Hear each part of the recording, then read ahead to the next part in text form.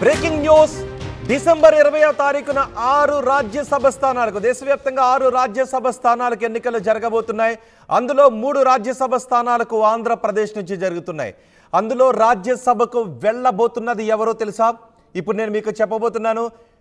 పవన్ కళ్యాణ్ సోదరుడు నాగబాబు ఈసారి రాజ్యసభకు వెళ్లే అవకాశాలు కనిపిస్తున్నాయి.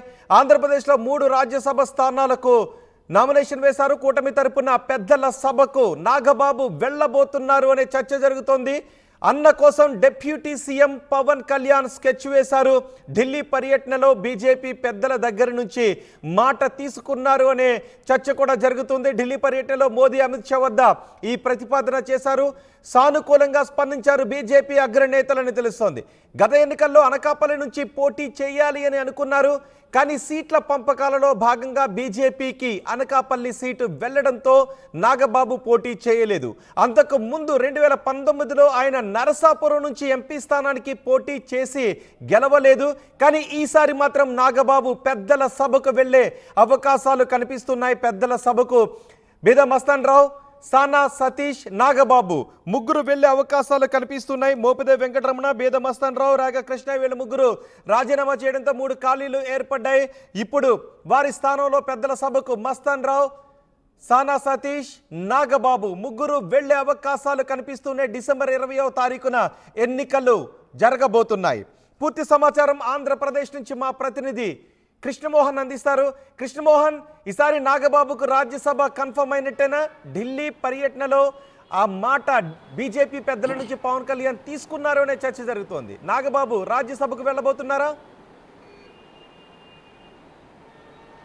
ఎస్ రోహిత్, మొత్తం మీద అయితే ఆంధ్రప్రదేశ్కి సంబంధించిన 3 రాజ్యసభ సీట్లు, మొత్తం భారతదేశంలో 6 రాజ్యసభ సీట్లకి నోటిఫికేషన్ ఇస్తున్న నేపథ్యంలో దాంట్లో 3 ఆంధ్రప్రదేశ్ నుంచే జరుగుతున్న పరిస్థితి. గతంలో వైసీపీలో ఉన్న 3 కీలక నేతలు మోపిదేవి రమణ, తర్వాత బీదా మస్తాన్ రావు, తర్వాత కిష్టయ్య ముగ్గురు కూడా నేతలు రాజ్యసభ సీట్లకి రాజీనామా చేసిన నేపథ్యంలో ఒక సీటు బీదా మస్తాన్ రావుకి తిరిగి ఎన్నుకునే విధంగా ముందుగానే ఒక ఒప్పందం కుదిరింది అనేది జరుగుతున్నారు. దాంట్లో ఒక సీటు మాత్రం బీదా మస్తాన్ రావుకి క్లారిటీ ఉంది. ఆ విషయంలో ఎటువంటి తర్జన భర్జన లేదు. అయితే ఇప్పుడు పవన్ కళ్యాణ్ తమ్ముడు నాగబాబుకి కూడా సీటు ఇవ్వబోతున్నారు అనే ఒక చర్చ దాదాపుగా ఖరారైంది. ఈ వ్యవహారంలో అంటే ముందు మిగిలిన 3 సీట్లలో 2 తెలుగుదేశం, 1 జనసేన తరఫున వెళ్ళే పరిస్థితి. దానికి బీజేపీ నేతలు కూడా ఒప్పుకున్నారు. పవన్ కళ్యాణ్ కూడా ఢిల్లీలో 2 రోజుల పాటు అక్కడే ఉన్నారు.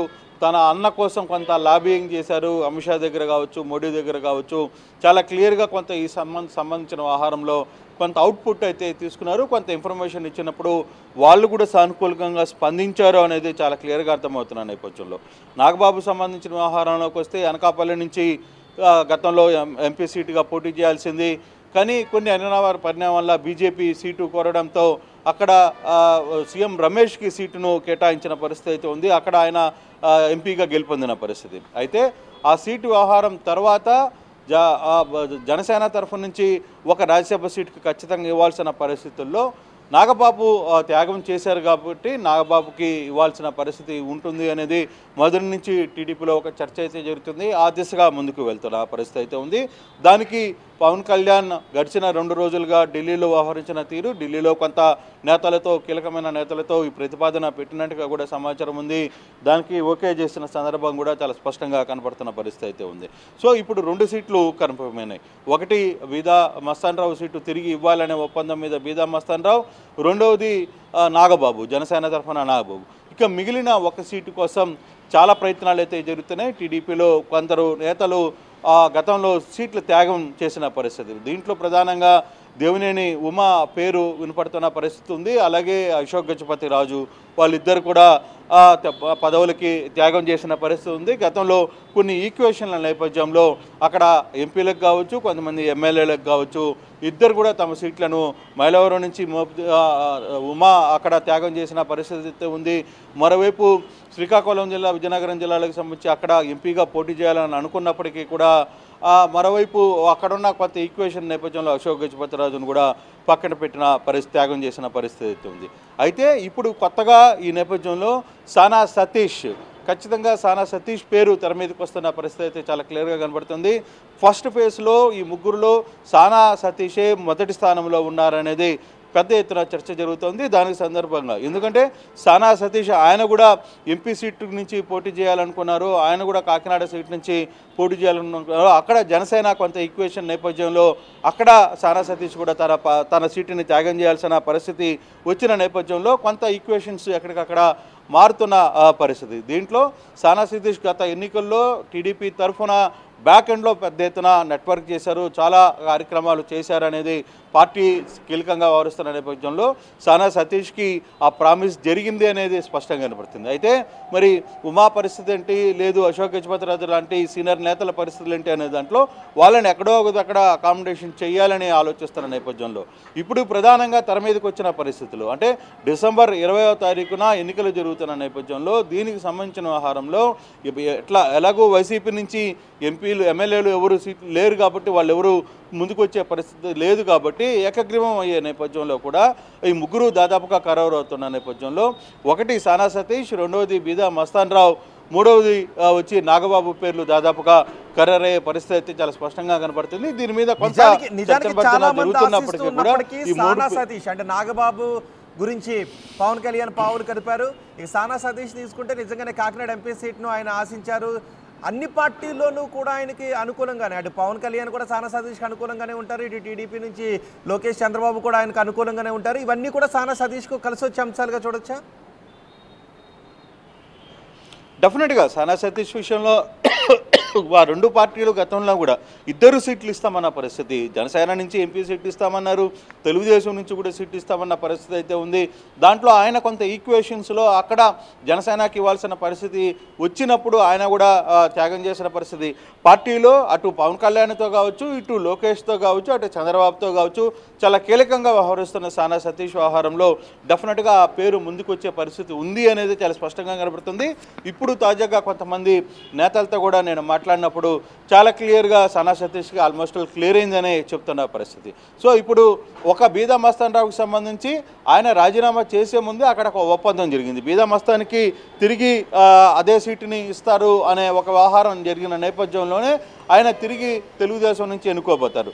తర్వాత ఎవరైతే మోపిదేవి రమణ ఉన్నారో ఆయన ఇక్కడ త్యాగం చేయాల్సిన పరిస్థితి వచ్చింది, ఆయన ఎమ్మెల్సీ ఇచ్చే పరిస్థితి అయితే కనపడుతుంది. ఆ తర్వాత అదే సామాజిక అంటే ఫిషరీస్ సంబంధించిన మత్స్యకారులకు సంబంధించిన వ్యవహారంలో కొంత కీలక నాయకుడిగా ఉన్నాడు కాబట్టి ఎమ్మెల్సీగా ఇచ్చి ఆయనకి ఏదైనా ఒక ఇంపార్టెంట్ అయిన పదవి ఇవ్వాలని తెలుగుదేశం ఆలోచిస్తున్న నేపథ్యంలో సో ఈ 3 ఈక్వేషన్స్లో ఉన్న దీంట్లో మరోసారి సానా సతీష్ని నిలబెడితే బాగుంటుంది అనేది చాలా క్లియర్గా టీడీపీ ఆలోచిస్తుందని.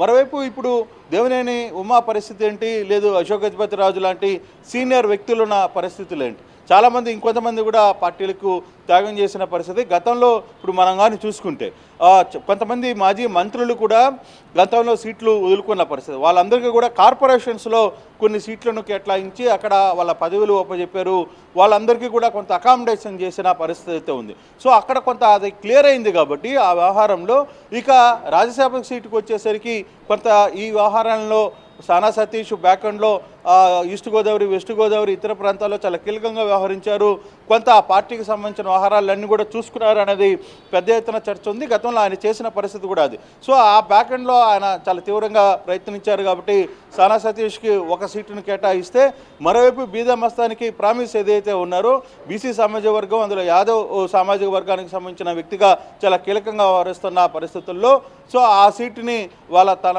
బీదా మస్తాన్ రావుకి తిరిగి కేటాయించి తర్వాత ఎలాగో జనసేనకి ఒక సీటు కేటాయించాలి కాబట్టి సో ఆ సీటుకి సంబంధించిన వ్యవహారంలో నాగబాబు పేరు ప్రస్తావన వచ్చింది. నాగబాబు వ్యవహారంలో పవన్ కళ్యాణ్ 2 రోజుల పాటు ఢిల్లీలో ఉన్నారు, ఆ వ్యవహారంలో ఇతర కార్యక్రమాలు చూసుకున్నప్పటికి కూడా ఈ నాగబాబు పేరుని ప్రస్తావించి అక్కడ ఓకే చేయించుకున్న నేపథ్యంలో ఈ 3 పేర్లు దాదాపుగా ఖరారయ్యే పరిస్థితి అయితే ఉంది. ఇక చివరి నిమిషంలో ఏదైనా మార్పులు చేర్పులు, కొంత ఈక్వేషన్స్, తర్వాత సెంట్రల్ నుంచి కొంత ఏదైనా మార్పులు చేస్తే తప్పితే దాదాపుగా ఈ 3 పేర్లు ఖరారయ్యేటట్టుగా చాలా స్పష్టంగా కనపడుతున్న పరిస్థితి అయితే కనపడుతుంది. రోహిత్. రైట్. కృష్ణమోహన్, మోపిదేవి వెంకటరమణ, బీదా మస్తాన్ రావు